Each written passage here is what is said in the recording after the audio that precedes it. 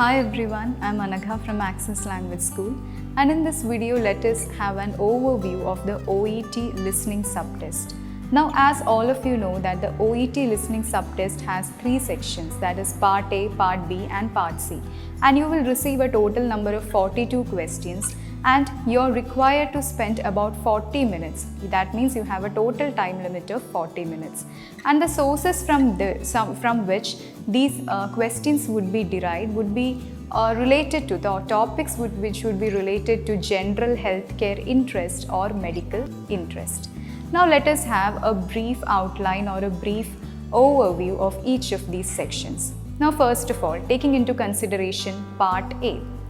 In Part A, you will have to listen to two recorded extracts which would be general consultation extracts. Here you would listen to the consultation which is going on between the health professional and the patient.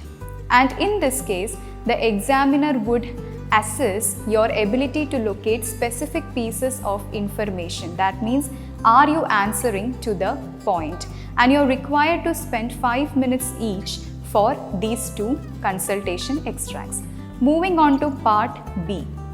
In this case, you will be provided with short workplace extracts.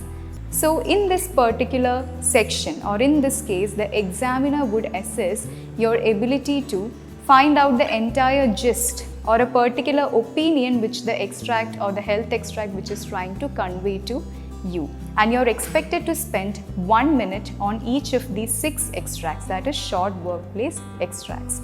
And coming to the last section, that is Part C. In this particular section, you will be provided with 2 extracts and you have to spend 5 minutes each on these 2 extracts.